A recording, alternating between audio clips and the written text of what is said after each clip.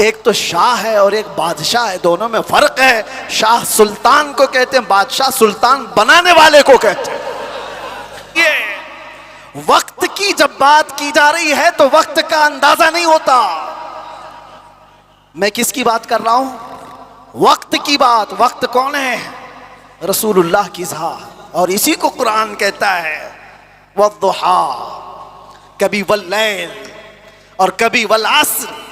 जहां वक्त की कसम याद की गई है, मुफस्सिरीन फरमाते हैं उससे मुराद ज़ाते रसूल है, रसूलुल्लाह की ज़ात है। और मेरे आका सल्लल्लाहु तआला अलैहि वसल्लम की ज़ात को जिसने थाम लिया उसने वक्त को पकड़ लिया है, वक्त को पकड़ लिया है। हर वक्त तुम्हारा है।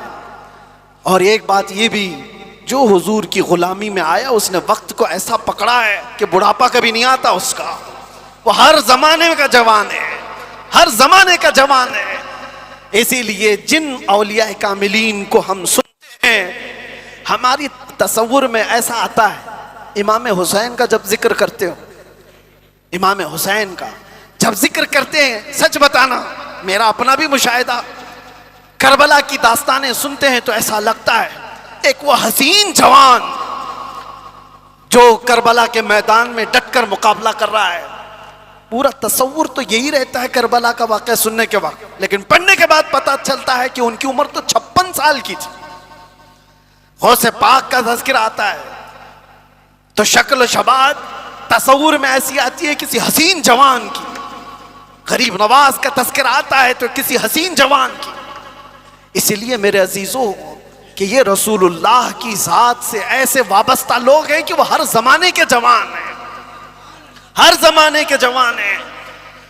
और दूसरी बात, एक तो हर जमाने का जवान है और उसका जिक्र कभी पुराना भी नहीं होता, कभी पुराना नहीं होता।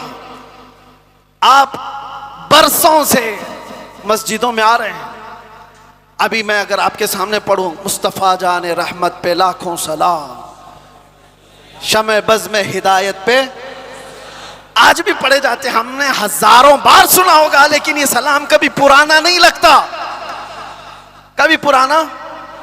और मैंने अपनी तकरीरों में कितनी बार आला हजरत के उन अशार को तिलावत के तौर पर पढ़ा होगा। आला हजरत फरमाते हैं, बुझ गई जिसके आगे सभी मशालें, शम्मा वो लेकर आया, सारे अच्छों में अच्छा समझिए जिसे है उस अच्छे से अच्छा, सारे ऊंचों में ऊंचा समझिए जिसे है उस ऊंचे से ऊंचा। अरे कौन देता है देने को मुंह चाहिए, देने वाला है सच्चा। ये वो अशार है, हम बार बार पढ़ते हैं। मजा तुम्हें क्यों आ रहा है? दुनिया गाने सुनती है जब तक उसका जमाना होता है, जमाना पुराना हो जाए तो नए गानों की धुन तलाश करती है दुनिया।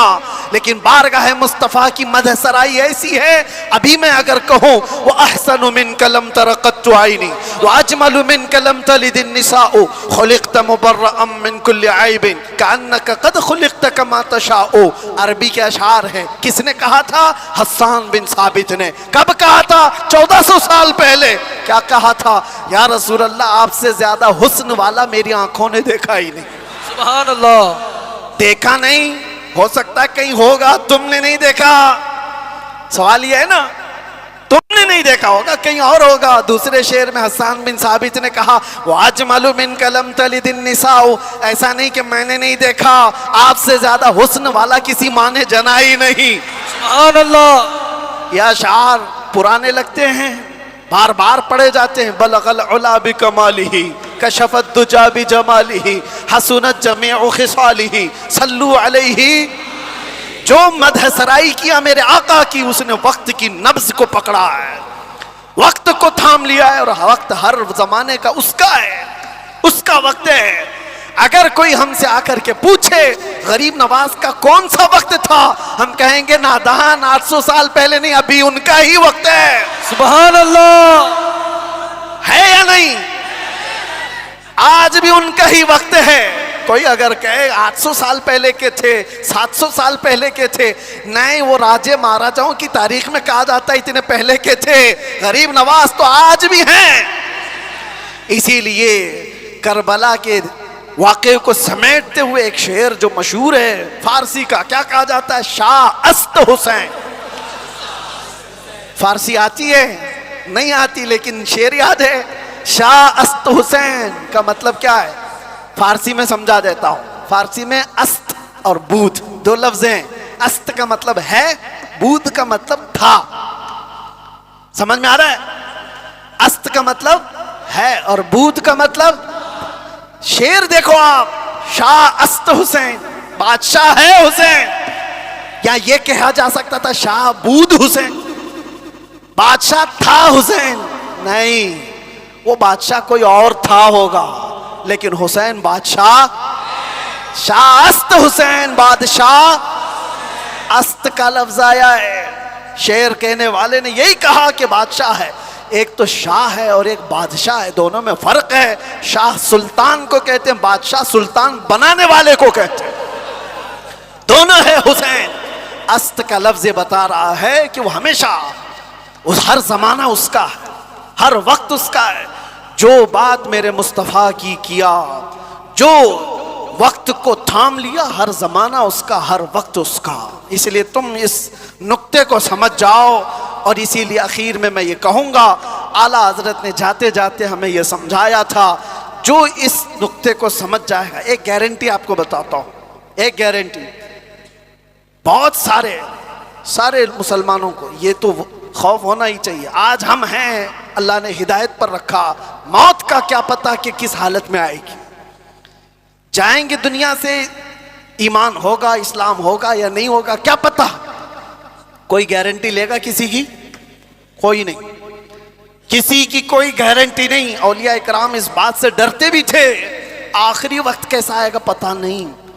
अरे कितने तो ऐसे हैं, बोलते हैं हम तो तैयारी में हैं, जब वक्त आएगा तो कलमा पढ़ लेंगे, निकल जाएंगे। क्या पता तुम ऐसी हालत में गए, कोमा में, जुबान हिलने की भी ताकत नहीं रह गई। क्या पता उस वक्त कैसे हादसात हो जाए, मुसीबतें, और तुम तकालीफ से घबरा करके पता नहीं इनकार कर दो। ऐसी चीजें हमने देखी हैं, इसलिए किसी को पता नहीं। लेकिन एक बात है, आला हजरत फरमाते हैं, एक गारंटी है, दुनिया से तुम जब जाओगे तो इस्लाम के साथ जाओगे। वो चीज मैं दे करके जाता हूं, वो है वक्त को थाम लेना। आला हज़रत फरमाते हैं, एक चीज है, अगर वो करते रहोगे तो दुनिया से ईमान के साथ ही जाओगे। वो क्या है? उन्हें जाना, उन्हें माना, उन्हें जाना, उन्हें माना। ना रखा गैर से काम, होगा क्या? लिल्लाहिल हम्द, मैं दुनिया से मुसलमान गया। क्या होगा? अल्लाह का शुक्र है कि मैं दुनिया से मुसलमान जाऊंगा। अगर उन्हें जाना, उन्हें माना, इस बात पर तुम अमल कर लो, बाकी किसी नसीहत की जरूरत ही नहीं।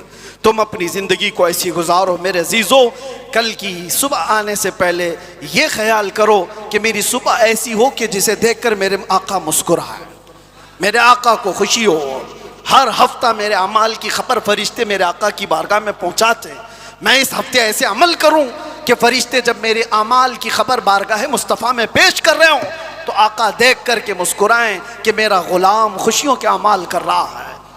ऐसा ना हो कि इन रातों को तुमने अय्याशियों में मुब्तला कर रखा और तुम गुनाहों के अड्डों पर दिनों रात बसर करते रहे हो। फरिश्ते जब जाकर बारगाह मुस्तफ़ा में सुना रहे हो तो ये खबरें दे रहे हो कि फलां का बेटा या रसूल अल्लाह रात पूरी गुनाहों के अड्डों पर गुजारा, रात की तन्हाइयों में वो लोगों से छुपकर अय्याशियां कर रहा था। जब हमारी इन खबरों को बारगाह मुस्तफ़ा में पहुंचाया जा रहा होगा तो हुजूर पर क्या गुजरेगी। वो रसूल है जो अपनी उम्मत के तलवों में कांटा चुभना भी गवारा नहीं करते। जब हमारे सख्त तरीन बुरे आमाल पेश होंगे तो मेरे आका पर क्या गुजरेगी। इसलिए जो अपने नबी से मोहब्बत करता है वो अपने वक्त को बर्बाद होने नहीं देगा, अपनी जिंदगी को अपने हाथों तबाह बर्बाद नहीं करेगा। इसीलिए उठो, कुव्वत इश्क से हर पस्त को बाला कर दो, दहर में नाम मोहम्मद से उजाला कर दो। लब्बैक या रसूल अल्लाह, लब्बैक या रसूल अल्लाह, लब्बैक या रसूल अल्लाह। इंशाअल्लाह 25 भी हमारा था, 26 भी हमारा होगा इंशाअल्लाह। अल्लाह की बारगाह में दुआ है कि मौला करीम इस आने वाले साल को मुस्तफ़ा की गुलामी में अता फरमाए। और पूरी दुनिया से अल्लाह ताला जुल्म और सितम करने वाले जालिमों को कैफर किरदार तक पहुंचाए। इस्लाम के बुरे चाहने वाले मेरे आका के गुस्ताखों को हिलाको बर्बाद फरमाए। हर सुन्नी आशिक रसूल को रब तबारक व तआला अमन व अमान और इज्जत की जिंदगी अता फरमाए। और 2026 हम सब के लिए खैर व बरकत और सआदतों वाला बन कर के आए। अगर हमारी जिंदगी का ये आखिरी साल है तो मौला ईमान की मौत अता फरमाए।